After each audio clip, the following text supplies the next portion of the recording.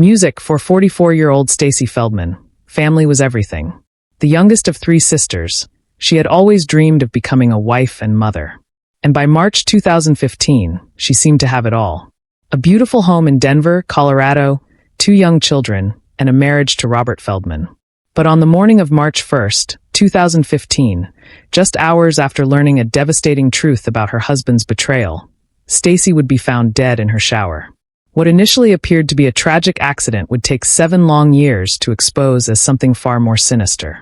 This is the story of how a sisterhood of determined women refused to let a killer escape justice.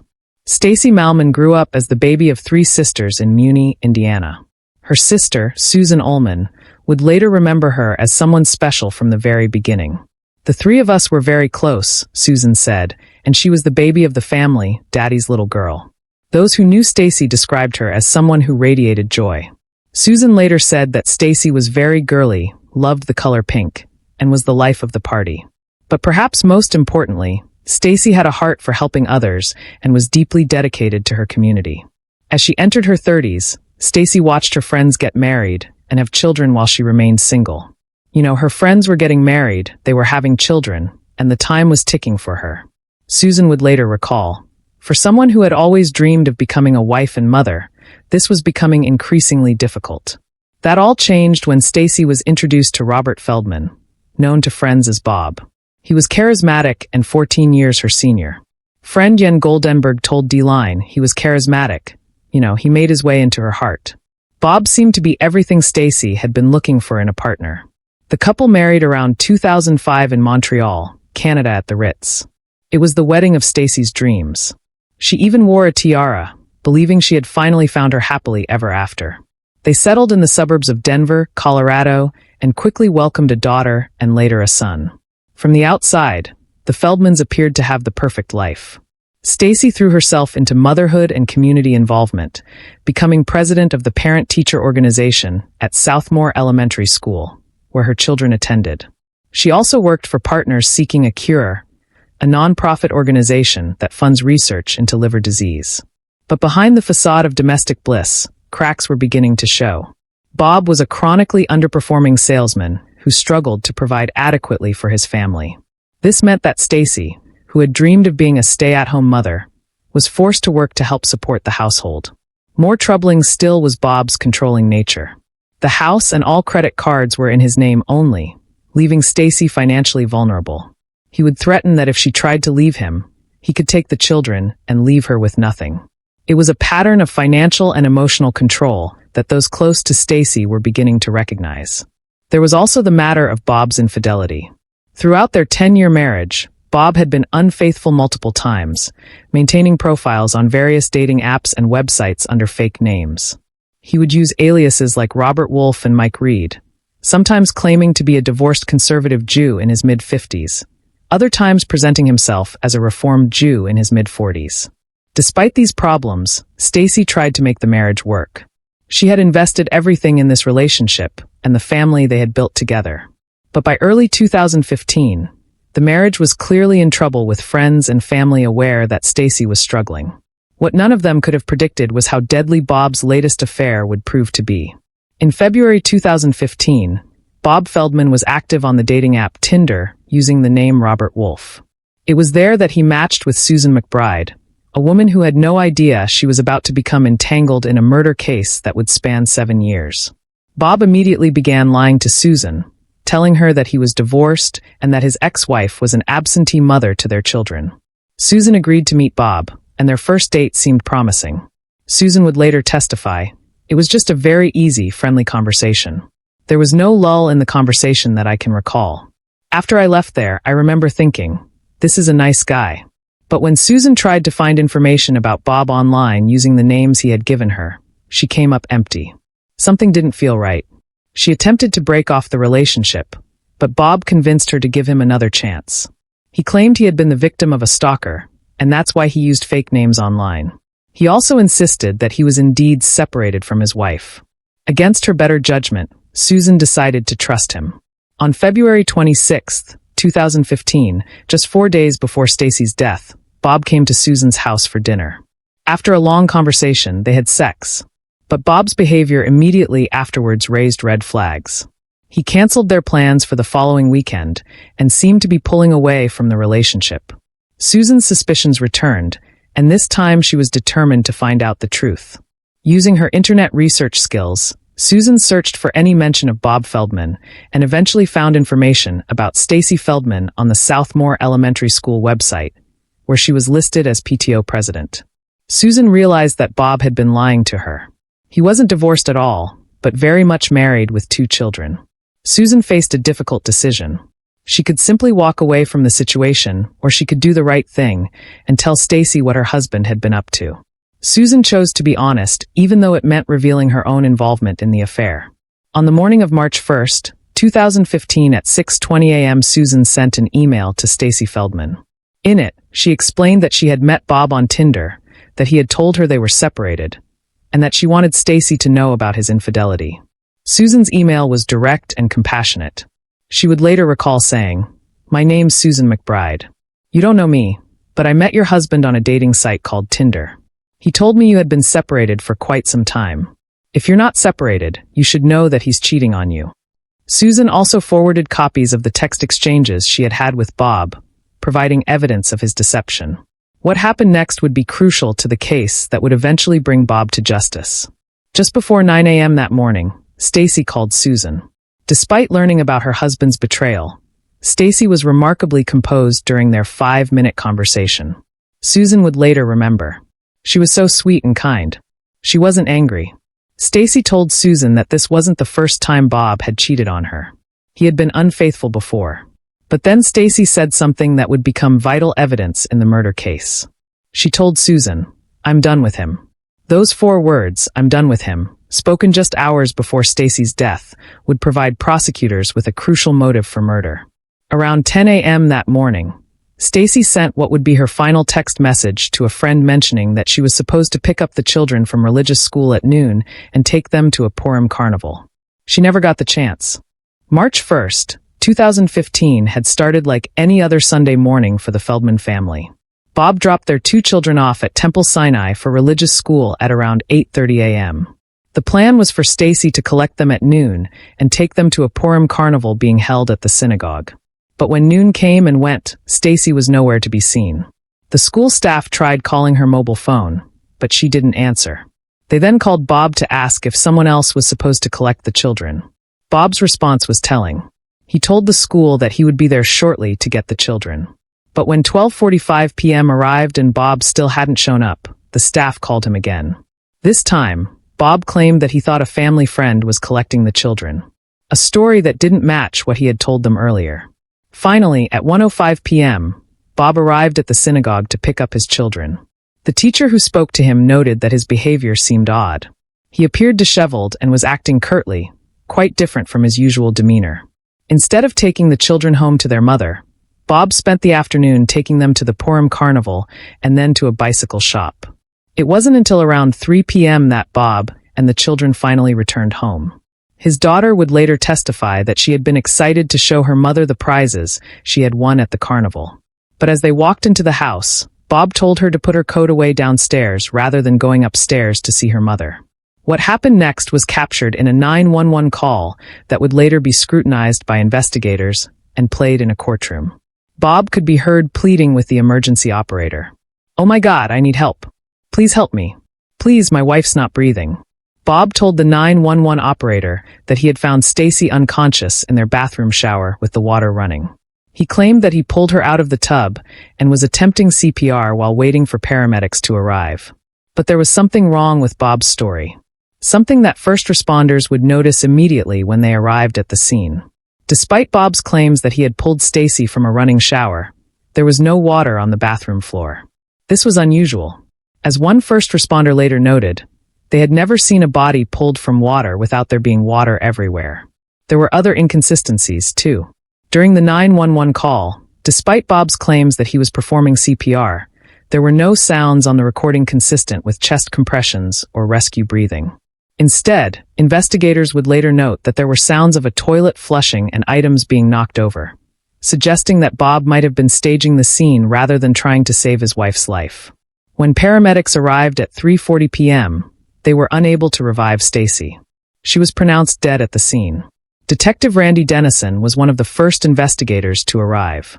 Even at this early stage, he found Bob's behavior suspicious.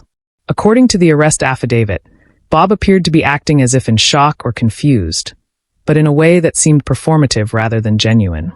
At one point, Detective Dennison wrote, "Bob walked away as if he was confused, giving your affiant the impression he was overacting in an effort to avoid speaking with him." The firefighters who responded to the scene also found Bob's behavior troubling. According to the affidavit, they described him as being overdramatic and purposely not cooperative. This wasn't the behavior typically seen from someone who had just discovered their spouse's body, but at this stage, there was no obvious evidence of foul play. Stacy appeared to have died in what looked like a bathroom accident. An autopsy would be needed to determine what had really happened. On March 2nd, 2015, the day after Stacy's death, Dr. Kelly Kobolansky performed the autopsy. This was significant for several reasons. Not only was Dr. Kobolansky relatively inexperienced, with this being one of her first solo autopsies, but the findings would prove to be crucial to the case. The autopsy revealed that Stacy had sustained more than 80 separate injuries to her body. These included bruises, hemorrhages, abrasions, and a chipped tooth. She also had petechial hemorrhages in her eyes, small burst blood vessels that can be a sign of strangulation or suffocation. Despite the extensive injuries, Dr. Kobolansky was unable to determine exactly how Stacy had died. The cause and manner of death were officially listed as undetermined. This ruling would keep the case in limbo for years and nearly allow a killer to escape justice. Bob's behavior during this initial investigation raised several red flags. When questioned by police, he gave conflicting accounts of his activities on the morning of Stacy's death. Initially, he claimed he had left for work as normal and gone to the gym, then to meet a colleague at a bus depot in Broadstone, where part of his job involved checking advertisements on buses. But Bob's story began to change. In a follow-up conversation, Robert Feldman told Denver police officers that on the day of his wife's death, she had told him she was tired and was sleeping when he left home with the couple's children about 8:30 a.m. and traveled to Temple Sinai. He told the detective that he returned around noon, called out to his wife, but got no answer, changed clothes in the laundry room, cleaned the garage because a shelf had fallen, and went to a park and worked out. Bob also made several claims about Stacy's condition that proved to be false. He told police that she'd consumed edibles containing a certain substance. I can't say the full word due to YouTube policies, but it's a plant that starts with M and ends with A the night before her death. But Stacy Feldman's autopsy report showed no signs of THC in her system. He claimed she had been unwell for months and had even missed work for several days before her death, but this wasn't supported by evidence. In what would later prove to be a significant motive, Bob collected on Stacy's life insurance policy just months after her death. Robert Feldman was paid $750,000, the proceeds from a life insurance policy on Stacy Feldman that had been purchased 5 years earlier. Interestingly, while Bob had a substantial life insurance policy on Stacy's life, there was no reciprocal policy on his own life. This asymmetry would later be seen as evidence of premeditation. The investigation also revealed Bob's pattern of infidelity. Detectives discovered that he maintained profiles on multiple dating apps and websites, often using fake names and conflicting personal information. One particularly disturbing incident came to light involving a woman named Stephanie Shoemaker. She had met Bob at a grief support group where he claimed Stacy had died of cancer, another lie. During what she thought was a date, Bob sexually assaulted her at his home. Despite all these suspicious circumstances, the undetermined ruling on Stacy's death certificate meant that prosecutors didn't have enough evidence to bring murder charges. The case appeared to be at a dead end. But Stacy's family, particularly her sister, Susan Ullman, refused to accept that this was simply a tragic accident. They were convinced that Bob had killed Stacy, and they were determined to prove it. Susan Ullman's instincts about her sister's death were immediate and unwavering. When her father called on that March afternoon to tell her that Stacy was dead, Susan's immediate reaction was that her husband had killed her. Susan later told the Intermountain Jewish News how that phone call had unfolded. "I live in the Boston area and my dad called me. It was a Sunday afternoon. I was getting ready to go to a sports game with one of my kids and my daughter picked up the phone and said, 'It's Grandpa.' I told her, 'Tell him I can't talk right now. We're getting ready to go.' But she insisted. "No, you have to talk to him." When I picked up, my dad's voice was on the line. He said, "Stacy's dead." For a second, I couldn't even process it. I asked, "What happened?" fully expecting him to say it was a car accident. When Susan's father told her about the supposed bathroom accident, Susan couldn't accept it. She knew her sister and she knew Bob, and something wasn't right. Susan told the paper. My immediate reaction was that her husband had killed her. As the months passed and the official investigation stalled, Susan took matters into her own hands. She was convinced that Bob was getting away with murder, and she was determined not to let that happen. Susan's suspicions were based on years of observing Bob's behavior and the dynamics of his marriage to Stacy. She had watched as Bob systematically controlled and isolated Stacy through financial manipulation. She knew about his history of infidelity and his threats to take the children if Stacy tried to leave. Susan described Bob as a chronically underperforming salesman who was always looking for a free buck. She even recalled how he would bring broken suitcases to airports, then claim they were damaged during travel and demand that airlines replace them with nicer models. A small-scale scam that revealed his dishonest character. But Susan knew that her suspicions alone wouldn't be enough to bring Bob to justice. She needed evidence, expertise, and allies in her fight for truth. The breakthrough came nearly 2 years after Stacy's death during a conversation with a psychologist relative. As Susan described the circumstances of Stacy's death and the dynamics of her marriage to Bob, the psychologist observed that it sounded like an abusive relationship that had escalated to murder. The psychologist suggested that Susan contact the Training Institute on Strangulation Prevention, an organization that specializes in identifying and investigating cases where domestic violence has escalated to lethal force, particularly in cases that might appear to be accidents or suicides. Susan immediately reached out to the institute, and they put her in touch with Detective Randy Dennison, who had been the lead investigator on Stacy's case. Detective Dennison had always harbored suspicions about the case, but lacked the expertise to prove his theories. The institute connected them with Dr. Bill Smock, a police pathologist and an expert in domestic violence strangulation.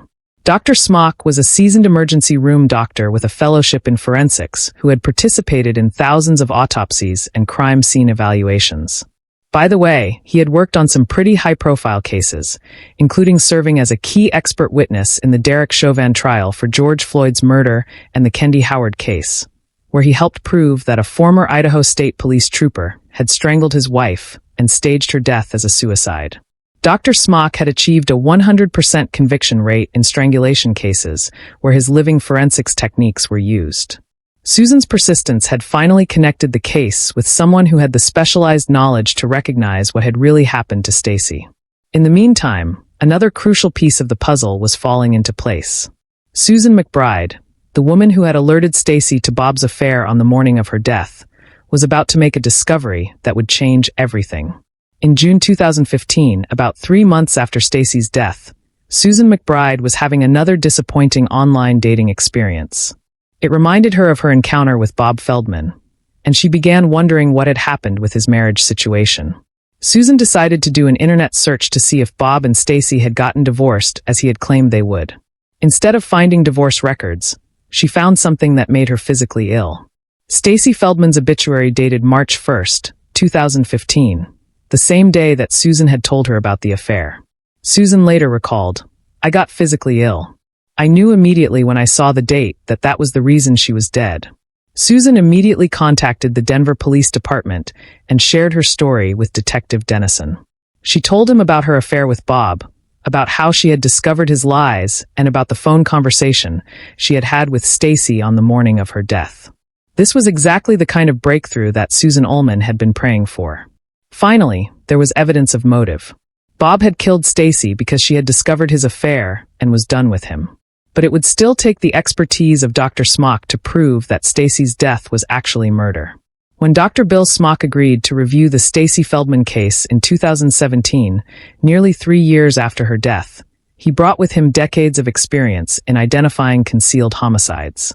As an expert in domestic violence strangulation cases, Dr. Smock knew what to look for when examining cases where murder had been staged to look like accidents. Dr. Smock spent months meticulously reviewing every aspect of the case.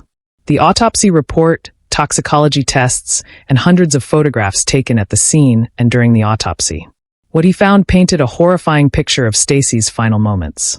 The more than 80 injuries on Stacy's body told a story that the original pathologists had missed. Dr. Smock determined that these weren't injuries from a slip and fall in the shower, nor were they from CPR attempts or being pulled from a bathtub.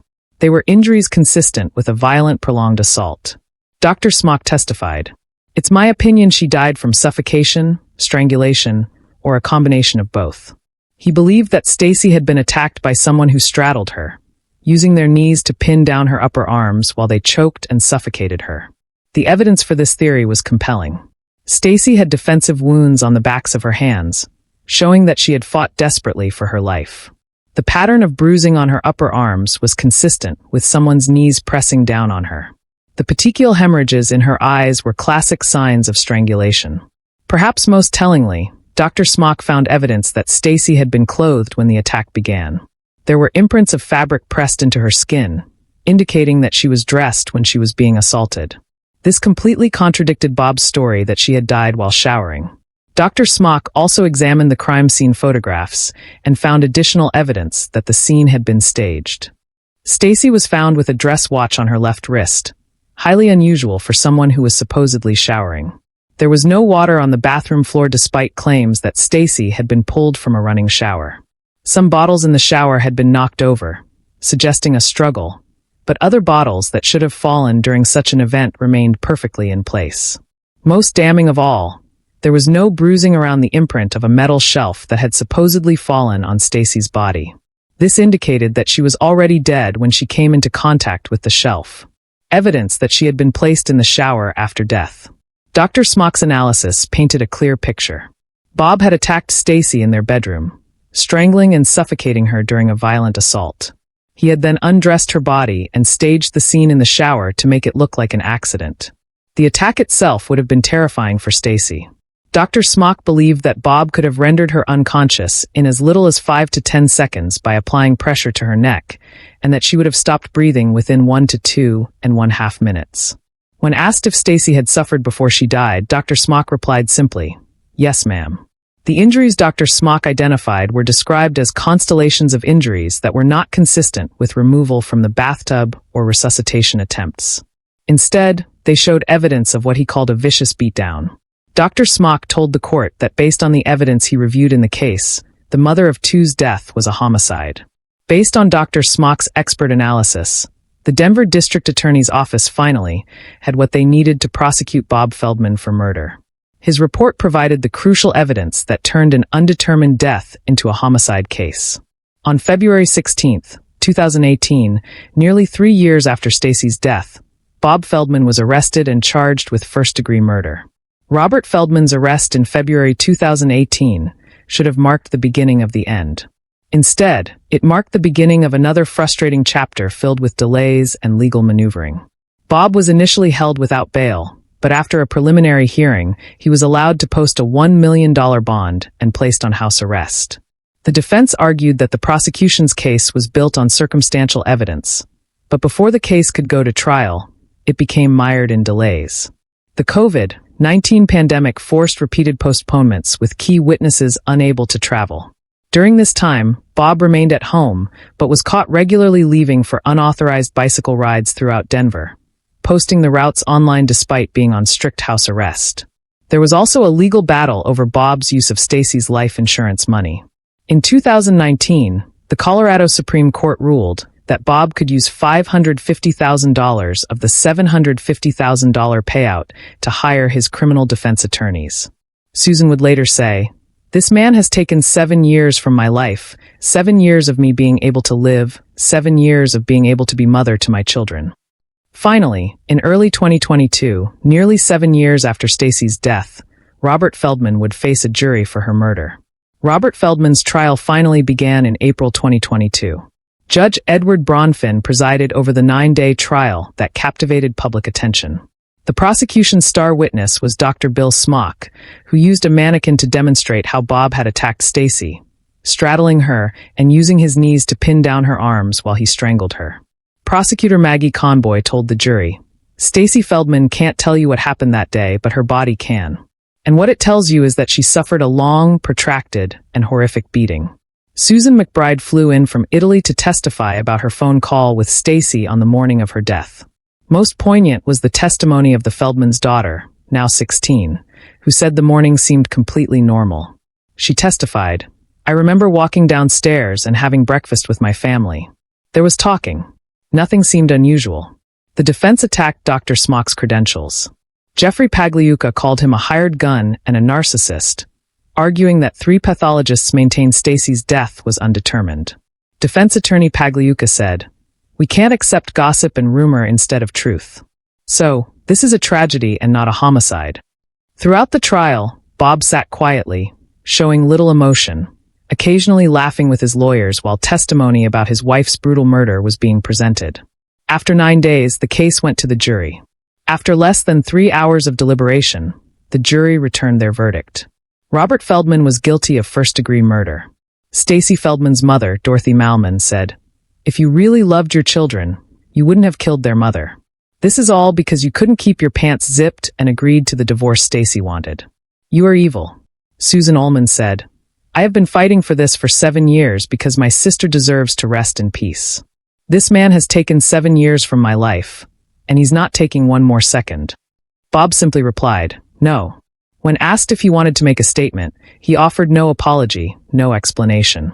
Bob Feldman refused to accept responsibility and immediately began appeals challenging various aspects of the trial.